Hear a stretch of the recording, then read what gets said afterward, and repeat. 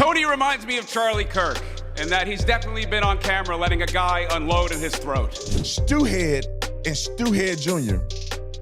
pops up on my feed, Pete Davidson and Stewhead, and he said a crazy joke about Charlie Kirk.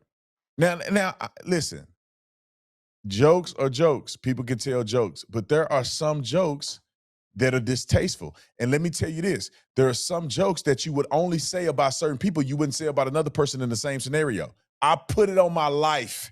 Nobody will tell a joke about Martin Luther King being assassinated.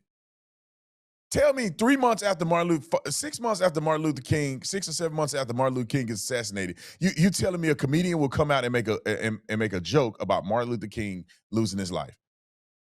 And I honestly believe Charlie Kirk is the modern day Martin Luther King.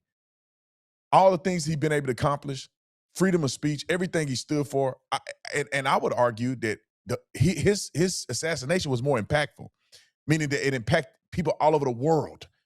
Billions of people saw it. Billions of people were affected. People came to Christ after his assassination. All of the above. Now, you haters and you weirdos probably say, "Nah, you're Martin Luther King." Now, look at who Martin Luther King really was. Y'all want to get to that? No, we're not going to go there.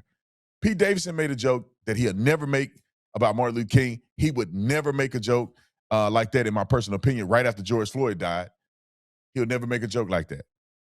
But yet here he goes claiming it's just a joke about Charlie Kirk. Wrote a film. Tony Hinchcliffe is here, looking like both a child molester and the doll they give the child to show where he touched them. Tony reminds me of Charlie Kirk, in that he's definitely been on camera letting a guy unload in his throat. Oh, you don't know me? You don't know me? Yeah.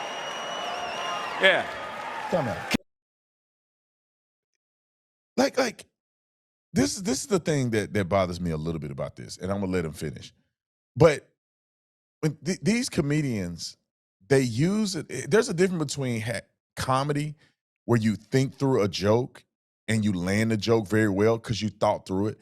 This is their opportunity to do a dig at Charlie Kirk and then claim that it's a joke, because there's nothing funny about it.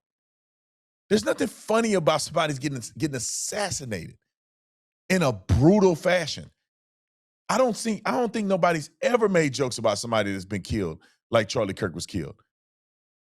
The same thing the other day when Jimmy Kimmel was trying to make a joke, quote unquote, about Donald Trump getting killed pretty much and Melania Trump being a widow. And then they pass it off as, oh, this is just comedy. No, it's not, bro. It's distasteful. Now, he has the freedom to do that, and I have the freedom to criticize him. Let's let the clip finish rolling. Kill Tony.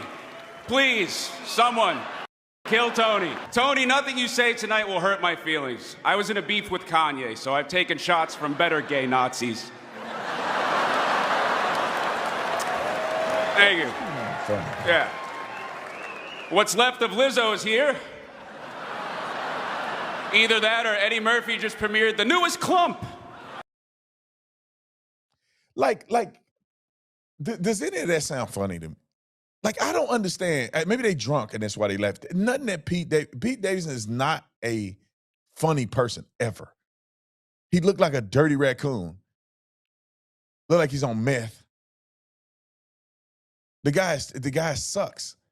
Everything he does, he sucks. Anyway, let's get to Shane Gillis. He has some stuff to say. Roll it. Chelsea is a Zionist. I'm not saying that's good or bad.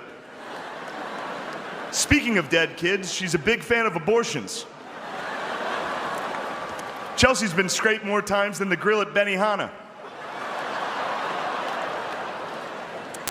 Speaking of tossing tiny shrimp into a child's mouth, Chelsea Handler went to dinner at Jeffrey Epstein's house in 2010. It's just a fun one. You can look it up. There's articles. It wasn't like a big party. There was like 7 people there. And it was like Prince Andrew and Woody Allen were there. Anyway, ladies and gentlemen, Chelsea Handler. And Shane, just so you know, Judaism and Zionism are two different things. Kind of like how Chinatown and Koreatown are two different things, but your favorite slur works in both places. I don't think I got her joke. All right, was anybody funny on this thing? Let's go to Tony Hinchcliffe. You know, Roll Kevin, they told me not to mention your kids on this roast, but I must say, you did good. They've gotten so big, they now buckle Kevin up in the car seat. It's true, he lost his gig hosting the Academy Awards because of some homophobic tweets, but you'd be homophobic too if you were eye level with everyone's. He got into a fist fight on a private plane, proof that no matter how much money black people have, they're still just gonna act like ninjas. Always fighting. Like Bill Cosby, Hart is a black comedian from Philadelphia, and like Bill Cosby, women don't know when Kevin is inside of them. You've done good though, Kevin. The black community is so proud of you. Right now, George Floyd is looking up at us all, laughing so hard that he can't breathe. God bless you, Kevin.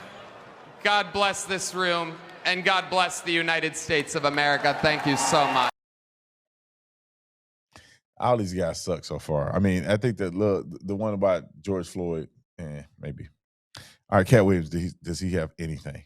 Roll it. Kevin was at a bunch of Diddy parties, but in his defense, it was only because Diddy thought he was 10.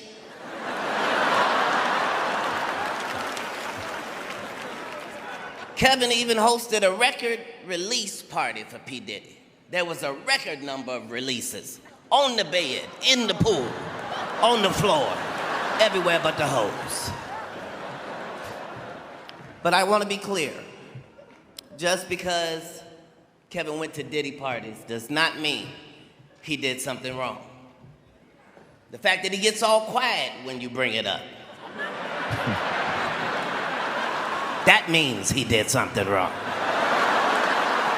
Kevin, I have an idea for a movie where you travel back in time and Mark Twain takes his motherfucking award back and calls you the N-word.